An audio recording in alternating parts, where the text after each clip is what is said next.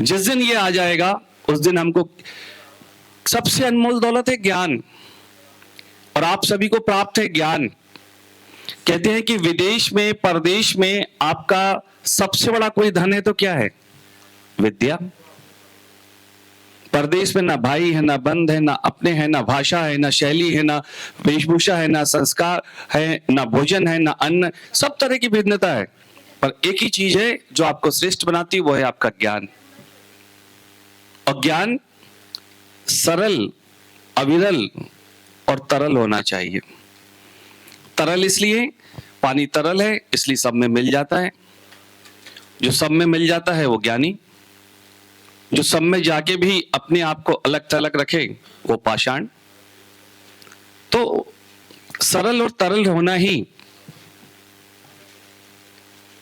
ज्ञान होने की निशानी है। अच्छा, ये कोई उपदेश नहीं है, क्षमा चाहे, मैंने अपने गुरु से जो सुना, जो समझा, वो बूझा, वो एक परिवार के सदस्यों को साथ में बांट रहा हूं, कोई उपदेश नहीं है।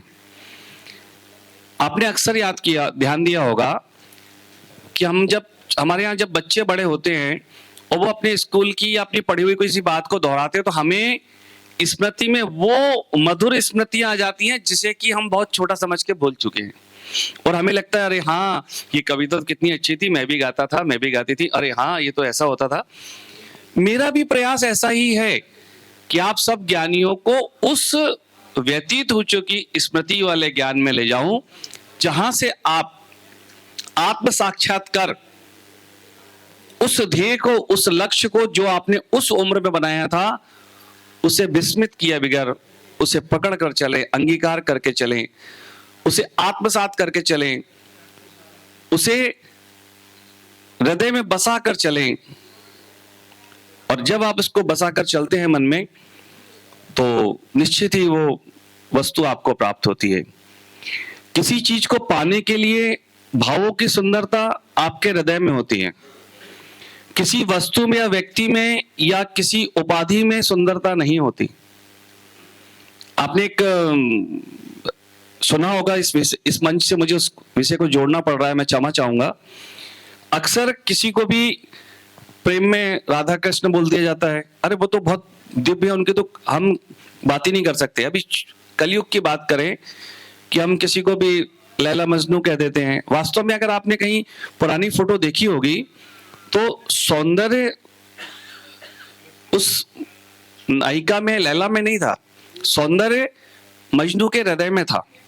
अच्छा, अब उसको भी समझिए, उस वो दूसरे मजहब का है तो क्या हुआ, वो 5 टाइम का नवाजी था, और 5 टाइम का नवाजी होने के बाद जब वो अपने अंदर संपूर्ण भाव से समर्पित कर चुका, तब उसने वो उस सुंदरता को, उस बोध को महसूस किया जहां पे कोई वासना नहीं थी, पाने का भाव नहीं था, सिर्फ समर्पण था। जब यही इस तरह की अनुभूति समर्पण वाली, बिना वासना के प्रभु चरणों में हो जाती है तो वह दिव्य हो जाती है। एक सच्ची बात आपसे कहना चाहता हूं, ये मेरी मौलिक है, कि दुनिया में किसी भी चीज से प्रेम करेंगे और पाएंगे तो 2 बात होगी, एक तो उससे आसक्ति खत्म होगी, और दूसरा तृप्ति के बाद आपका वहां से मन भर जाएगा।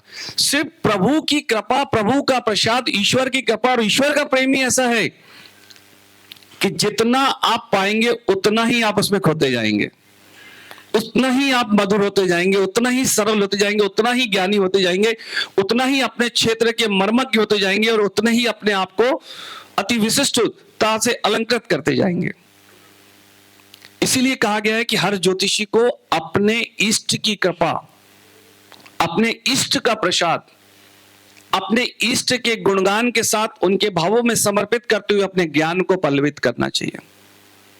क्योंकि जब ज्ञान का पल्लव, प्रेम के 13 रूप हैं, अक्सर प्रेम बोलो तो एक ही जगह आके रुक जाता है। देश प्रेम है, भक्ति है, मातृ प्रेम है, समूह प्रेम है, समाज प्रेम है, प्रकृति प्रेम है, 13 रूप हैं। ऐसे ही नहीं, राग, चाप, नेह, स्नेह, अनुराग, शब्द, सबके अलग अलग अर्थ हैं, पर हम बस प्रेम बोला तो आके आज सिर्फ वासना पे आके रुक जाते हैं। मातृत्व स्नेह इतना अलौकिक प्रेम है, मातृभूमि के प्रति प्रेम इतना अलौकिक प्रेम है। सिर्फ प्रभु कृपा का प्रेम और मातृभूमि का प्रेम, ये दो प्रेम ही आपको मोक्ष दे सकता है। पर हम उस प्रेम की बात नहीं करते, क्योंकि उस प्रेम में वैराग्य है, और वैराग्य में ही वास्तविक ज्ञान है। जहां हम त्यागना प्रारंभ करते हैं, वहीं पे प्रभु हमें देना प्रारंभ कर देते हैं। मेरा ये भूमिका का उद्देश्य है कि आप सभी को पथ प्रदर्शक और ज्ञान उपदेशक की उपाधि से प्रभु ने इस जन्म में अलंकृत किया है, और आप सभी समाज की दिशा और दशा तय करते हैं। इसमें अगर आप अपने मन के उदार भावों से उस सफल सूत्रों को प्रभु चरणों के माध्यम से अगर प्रस्तुत कर दें, तो मैं नहीं समझता कि जिस कलुषता से, विषमता से, विद्रूपता से समाज आज गुजर रहा है, उसे बाहर नहीं निकाल सकते। वाल्मीकि के लिए कहा गया था एक बहुत सुंदर पंक्ति कि रचना ऐसी होना चाहिए, उपदेश ऐसा होना चाहिए जो कि जन जन का भला करे। इसलिए उनकी लेखनी का आह्वान किया है कवि ने, वाल्मीकि की, कि लाखों क्रोंच करा रहे जाग आदि कवि की कल्याणी। अर्थात एक क्रोंच पक्षी के रुदन से रामायण जैसा ग्रंथ बन गया, और जहां कहा गया कि विरही होगा पहला कवि, आह से उपजा होगा गान, आंखों से उमड़ के निकल आई होगी कोई कविता अनजान। अर्थात कहते हैं कि वाल्मीकि जी काफी समय से रामायण की रचना करना चाह रहे थे, और वो छंद का प्रारंभ नहीं कर पा रहे थे। इतने में वो देखा उन्होंने आश्रम में डॉक्टर साहब बैठे हैं, काफी ज्ञानी हैं, प्रोफेसर साहब मेरे बड़े भाई हैं, और बड़े भाई के सामने छोटे को बोलने में सोचना पड़ता है। तो एक बहलिये ने जैसे ही क्रोंच पे तीर चलाया और वो गिरा, और जैसे ही आके नीचे गिरा उसको उन्होंने उठाया, और वैसे ही कहते हैं कि आदि कवि वाल्मीकि, आदि कवि कह रहा हूं, सब आदि कवि की उपाधि से अलंकृत हैं, यानी पहला कवि। वाल्मीकि का पहला छंद उनकी वाणी से निकला, जिसके लिए कोई प्रिपरेशन नहीं थी। ठीक वैसे ही जैसे हमारे ज्योतिषी कई बार पढ़े हुए से अधिक कुछ बिना प्रिपरेशन के ऐसा प्रेडिक्शन कर देते हैं जो बिना प्रभु कृपा के आ ही नहीं सकता, बिना ईश्वर कृपा के आ ही नहीं सकता, बिना इष्ट कृपा के आ ही नहीं सकता। और उसके लिए इष्ट साधना तो जरूरी है। और वहां से वो निकला रामायण ग्रंथ, जिसने कि आज तक समाज की दिशा और दशा तय की। तो आज भी लाखों क्रोंच करा रहे हैं जाग आदि कवि की कल्याणी। आज भी बहुत लोग पीड़ित हैं। जैसे वाल्मीकि का प्रयास था, वैसा ही एक प्रयास आप सभी का होना चाहिए। कुछ लोगों का मत है कि मैं अकेला क्या कर सकता हूं। मेरा तो ये मत है कि आप चाहें तो सब कुछ कर सकते हैं, क्योंकि वे मुतमईन है कि पत्थर पिघल नहीं सकते, मैं बेकरार हूं आवाज में असर के लिए। और ये जो शहतीर है उसे पलकों पे उठा लो यारो, कोई तो ऐसा रास्ता निकालो यारो, कि कौन कहता है कि आसमान में सुराग नहीं होता, एक पत्थर तो तबीयत से उछालो यारो। हमारा प्रयास आसमान को छेदना नहीं है, पर वहां तक अपनी बात पहुंचाने का तो है। मीता बहन का ये प्रयास, जो कल अपनी सफलता की कहानी अपने परिणति में कह चुका है, जो ये बता चुका है कि कल के दिवस की सार्थकता और आज के दिवस का आगाज उसका गवाह है कि कल हमारा कार्यक्रम जो मिरल फाउंडेशन का था कितना सफल रहा। आज आप सभी की गरिमामयी गौरवमयी उपस्थिति में द्वितीय दिवस को हम गति प्रदान करने जा रहे हैं, और ये द्वितीय दिवस की गति आपको निश्चित ही सफलता के मुकाम पे पहुंचाएगी। व्यक्तिगत बात करने का मुझे बिल्कुल भी अधिकार नहीं है, फिर भी मैं आपके इजाजत से कहता हूं। मैं 3 राज्यपाल और कम से कम अभी तक 25 से 30 बीसी और 30-35 केंद्रीय मंत्रियों के कार्यक्रम कर चुका हूं, और हर बार मैंने एक ही चीज के लिए डांट खाई है। किस चीज के लिए? कि मिनट टू मिनट की मैं स्क्रिप्ट नहीं बनाता कि मुझे क्या करना है, और हर बार मुझे ओएसडी बोलते हैं ऐसा होता है क्या, स्क्रिप्ट नहीं है। फिर उनको स्क्रिप्ट देना पड़ता है, क्योंकि मैं स्क्रिप्ट में बन के एंकर नहीं कर सकता, तो बाकी बात क्या करूंगा। तो मेरा मानना है कि आप सभी भी अपने आप को कुछ स्क्रिप्ट में बांधिए, आप मौलिक अभिव्यक्ति से प्रस्तुत करें। नाम है, बाकी आप मुझे दे सकते हैं। मेरा प्रयास रहेगा कि सभी को मैं मंच प्रदान करूं। कहते हैं कि संत हृदय नवनीत सवाना और बिनु सत्संग विवेक नहीं होता। हमारे संत श्रोमणी जैन सरस्वती जी का नाम उच्चारण में से रह गया था, क्योंकि जो दिल के और नजर के बहुत करीब होता है वो अक्सर ही छूट जाता है। तो ऐसा नहीं है कि वे विशिष्ट नहीं है, पर क्या होता है, आत्मीयता। आत्मीयता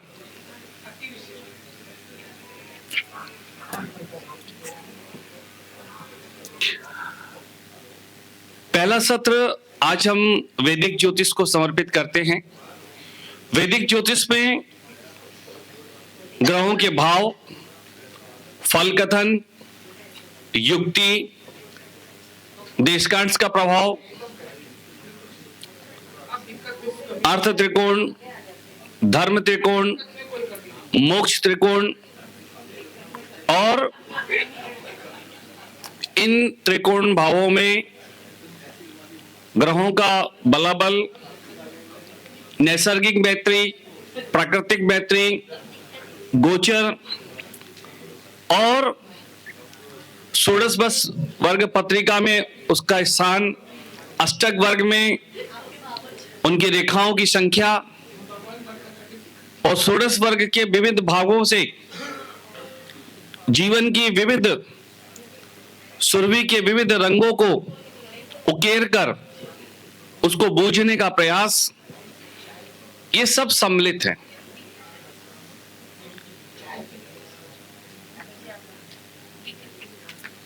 आपको शायद क्षमा कीजिए, ज्ञात होगा कि हमारे 6 शास्त्र में कल्प, निरुक्त, शिक्षा, व्याकरण, ज्योतिष और संगीत, ये इतने विशाल हैं कि ये गुरु परंपरा से आगे बढ़ते थे, क्योंकि एक से दूसरे, दूसरे से तीसरे, तीसरे से चौथे, परंपरा दर बढ़ते रहते थे, क्योंकि ये इतना विराट है कि इसे समझना आसान नहीं है। इसलिए कहा गया है कि सरस्वती के भंडार की बड़ी अपूर्व बात, जो खर्चे त्यों त्यों बढ़े, बिन खर्चे घट जात। अगर आपको सरस्वती की कृपा चाहिए तो उसे आपको खर्च करना पड़ेगा। और वाणी जगरानी की उदारता क्या कहूं,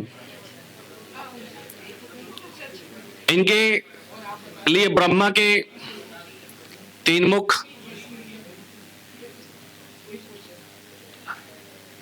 महादेव जी के 4 मुख और 6 मुख वाले स्वामी कार्तिक जी के मुखों से भी अगर अविरल मां सरस्वती की गाथा को कहा जाए तो शायद उसका कोई अंत नहीं है, इतनी उदारता है उनमें। ये केशव ने अपनी रचना में कहा है।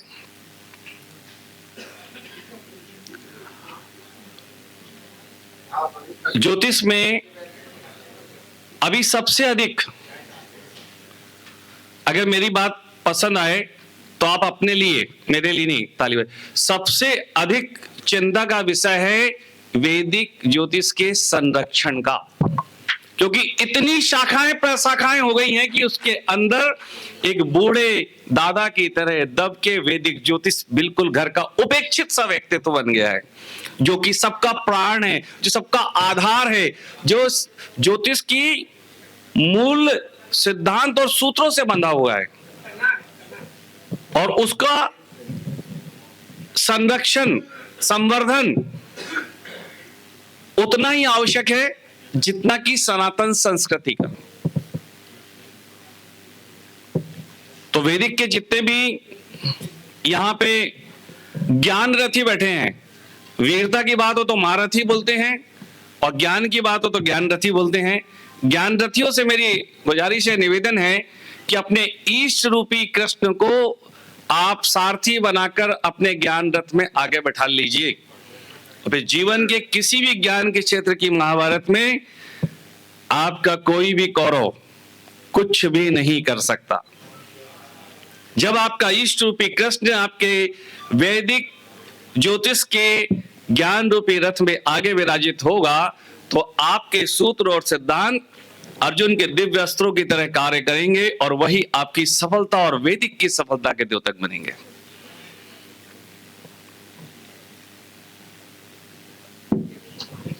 हम लोग जितनी भी पुस्तकों का वेबसाइट पे या अन्य जगह पे अध्ययन कर रहे हैं, वो सब अधिकतम टीका है। टीका अर्थात संस्कृत के सूत्रों को जिन्होंने व्याख्या की उन्होंने अपने अपने भावों को प्रतिपादित कर दिया, पर एक सूत्र से को समझने के लिए हो सकता है कि 100 व्यक्ति अपने अपने तरफ से 100 तरीके से समझे। जैसे संगीत की मिठास हर एक के लिए अलग अलग अनुभूति को देने वाली है, वैसी ज्ञान के सूत्रों और सिद्धांत की विश्लेषण क्षमता और उसे महसूस करने की मर्मज्ञता भी प्रभु ने सभी को भिन्न भिन्न दी है।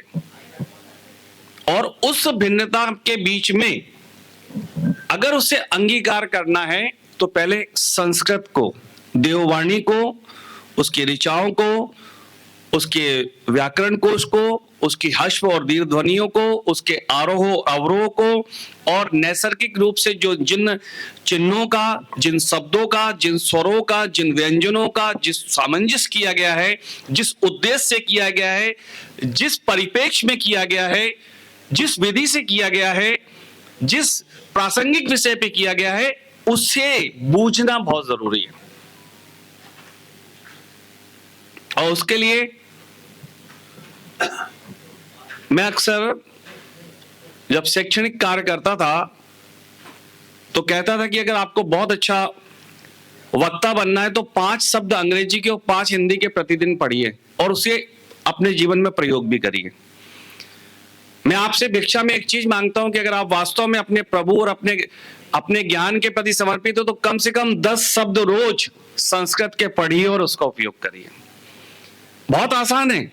अगर 10 शब्द रोज देते हैं तो आप एक वर्ष में इतने शब्दों को जान जाएंगे जितने से आपका काम चल जाएगा, और वो शब्द कहीं ना कहीं आपके संस्कृत की दुर्लभता को या दुर्गमता को कहें, कठिनाई कहें, दुर्गमता शब्द सही रहेगा, को दूर करके आपको वास्तव में वैदिक की मिठास देगा। मैं आपको सच बताऊं, एक ही भाषा है संस्कृत जिसमें आप बहुत अधिक क्रोध करके अपने हाव भाव विकृतियां नहीं ला सकते चेहरे पे। आप कोई भी शब्द उपयोग करके देख लीजिए, बड़े ही सरल लगेंगे वो। अन्य भाषाओं में ये गुण नहीं है। मतलब हृदय के मर्म को छूने वाली अनुभूति देववाणी संस्कृत में ही है।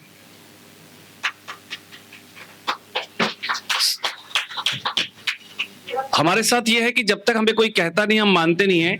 2019 में नासा को समझ में आया कि यहां पर भारत में एक ग्रंथ है जिसका नाम है यान शास्त्र, जो संस्कृत में कुछ लाइब्रेरी में पढ़ा हुआ है, उसको लाके अनुवाद करके और उसका फिर उपयोग किया जाए।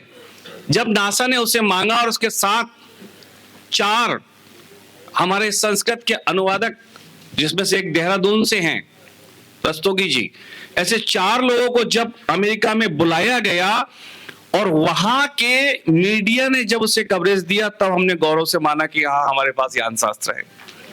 उसके पहले वो अपेक्षित था।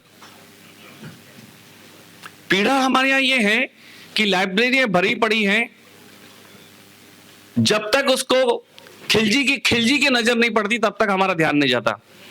खिलजी की नजर से मैं आपको बता दूं एक छोटी सी कहानी। एक टाइम है जब तक कि एक बड़ा ही आतताई आक्रांता हुआ है अलाउद्दीन खिलजी। एक बार वो बीमार हुआ, ठीक नहीं हो रहा था, तो किसी ने कहा कि आप एक काम करो, तक्षशिला चले जाओ, आपको वहां के वैद्य ठीक कर देंगे। पर वहां गया, वो इतना कट्टर था कि वो झुकने को तैयार नहीं हुआ। पर वहां पे हमारे धर्मगुरु थे जो बड़े विनम्र और उदार थे, उन्होंने उसे उसके धर्म की एक किताब दी। बोले बेटा इसको आप कभी कभी पलट के देख लेना और बस हो जाएगा कल्याण। वो सिर्फ किताब को कभी कभी पलटता रहा और वो ठीक हो गया। उन्होंने मंत्रियों को बुलाया, पूछा, बोले ऐसा कैसे हुआ? तो पता लगा कि तक्षशिला विश्वविद्यालय के जो आयुर्वेद के आचार्य थे, उन्होंने कुछ औषधियों का रस उन किताब के पन्नों में लगाया था, जिसके पलटने से खिलजी पूर्णतः ठीक हो गए। और ये बात इतनी चुभी उन्हें, इतनी चुभी कि सेना ले आके उन्होंने पूरी लाइब्रेरियों में आग लगा दी। इतिहास कहता है, मैक्स मुलर की बुक कहती है कि 3 माह तक वो लाइब्रेरी जली है, उससे कोई बचाने नहीं आया। इतना साहित्य इस देश का, इतना विराट साहित्य इस देश का उस समय अग्नि में स्वाहा हो गया। और आज फिर हम जब भी अपने आप को श्रेष्ठ और ग्रेट बनाना चाहते हैं तो ऑक्सफोर्ड यूनिवर्सिटी से या ब्रिटेन से पब्लिश किसी किताब को लाके हम अपनी श्रेष्ठता का प्रतिपादन करने लगते हैं। जहां के कण कण में, क्षण क्षण में ज्ञान व्याप्त है, जिस धारा के कण कण में उदारता और दानशीलता और ज्ञानशीलता की सुरभि घुली हुई है, वहां संस्कृत ही एक ऐसी भाषा है जो लोक से परलोक और ज्ञान की समस्त शाखाओं के लिए आपके चक्षु को खोल सकती है। और वह है ज्ञान चक्षु, जिससे आप न केवल अपने अचेतन मन को सचेतन कर सकते हैं, बल्कि समाज की उस अचेतन अवस्था को सचेतन अवस्था में ला सकते हैं, जागृत अवस्था में ला सकते हैं, सुस्त अवस्था से जागृत में, जहां के लिए आप काम करने के लिए ज्ञान उपदेशक की भूमिका में ज्योतिष शिरोमणि के रूप में ज्ञानवीर के उपाधि से अलंकृत होकर कार्य कर रहे हैं। आज मुझे काफी समय मिल गया दीदी बीच में खाली समय भरने का, तो मैंने कुछ बात ऐसी रखी है जो हो सकता है। हाँ, वत्स जी का वेट कर रहे हैं। मैं अक्सर ये कहता हूं कि जैसे हमारे यहाँ कोई मेहमान आता है तो हम बड़े संभल के बात करते हैं, और जैसे वो 2-4 दिन रहता है तो हम सरल शब्दों में बात करने लगते हैं। हो सकता है कि इस खाली समय को भरने में मैं अपनी मौलिक अभिव्यक्ति में पहुंच जाऊं और कोई शब्द ऐसा ना निकल जाए जो आपके सम्मान को चोट पहुंचा दे, क्योंकि हम ज्योतिषी जो हैं, जो वास्तविक में सच्चे ज्योतिषी या सच्चे कलाकार हैं, हमारे लोगों की स्थिति ऐसी है कि सूलों से तो जन्मों का नाता है, मगर मन फूलों की चुभन कहाँ सहन कर पाता है। तो सूल हमें स्वीकार हैं, पर फूल के रूपी आपके स्नेह अगर हमको ज्यादा भी मिल गए तो वो भी हमें शायद ऐसा लगेगा कि शायद कोई गलती ना हो गई हो। मेरा तो ये मानना है कि अगर माँ सरस्वती मैंने सच्चे दिल से तुम्हें कभी माना है, मंच का सम्मान किया है, तो मेरे हर बात का मर्म किसी ना किसी रूप में आपके हृदय तक पहुंचे और आप उसे अंगीकार करके उसमें से जो अच्छी बातें हैं उसको आप स्वीकार करके जन जन तक पहुंचाए। तभी शायद मैं समझूंगा कि ऐसे सम्मेलनों में आप जैसे महारथियों के बीच में मुझ जैसे ज्ञान के अल्पज्ञ शिशु की वाणी में कुछ ऐसा है जो मैं आप तक प्रस्तुत कर रहा हूं और वो सार्थक और सिद्ध हो सकता है।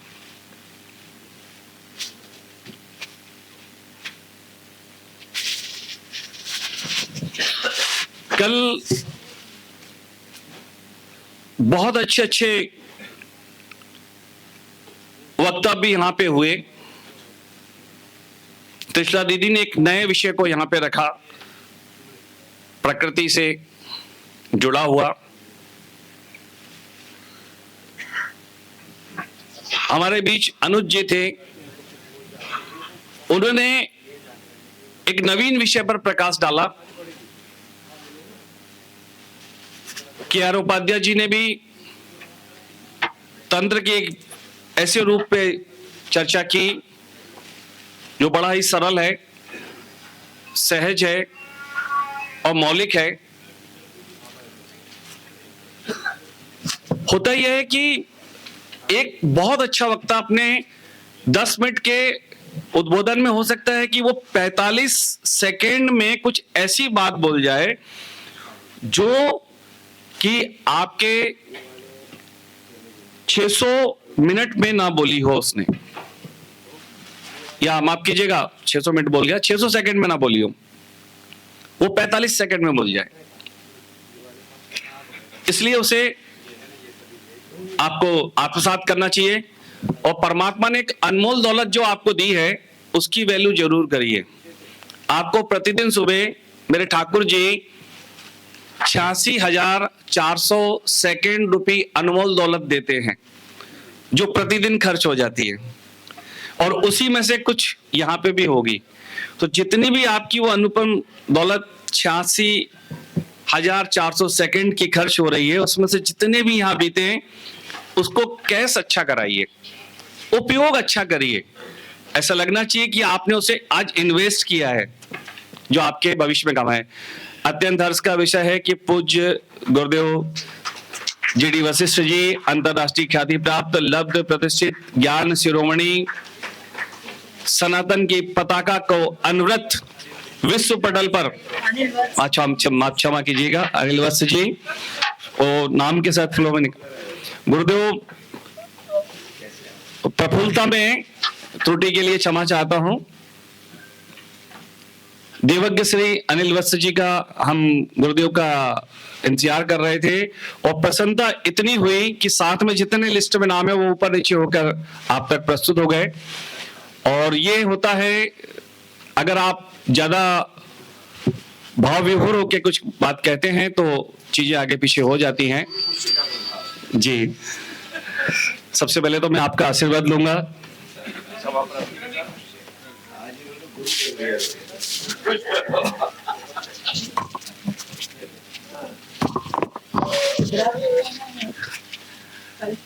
दीप प्रज्वलन के साथ आज के दिवस का हम आगाज करने जा रहे हैं। हमारे बीच पूज्य गुरुदेव देवज्ञ अनिल वत्स जी, आज के मुख्य अतिथि, विशिष्ट अतिथि के रूप में अनुपम जौली जी, और आप सभी अति विशिष्ट जन, मुख्यतः तिसला सेठ, तिसला बहन हमारी दीदी विराजित हैं।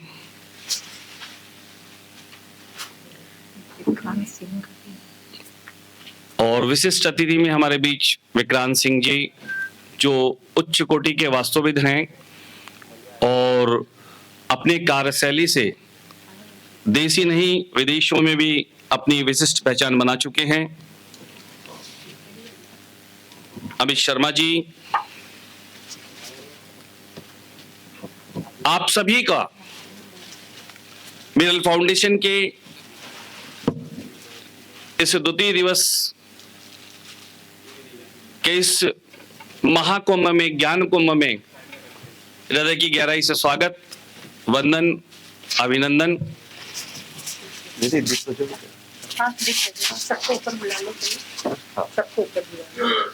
मैं बड़े सम्मान के साथ दीप प्रज्वलन के साथ विधिवत आज के दिवस के आगाज करने के लिए मंच पर आमंत्रित करता हूं पूज्य गुरुदेव देवज्ञ अनिल वत्स जी को कि आप पधारें।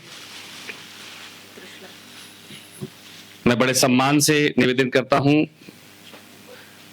त्रिशला से दीदी जी को कि आप भी पधारें। अनुपम जौली जी, आपसे भी निवेदन है कि आप पधारें। आचार्य गणेश दुबे जी, अमित शर्मा जी, विक्रांत जी से निवेदन है कि प्लीज प्लीज पधारें। विक्रांत सिंह इसको बुला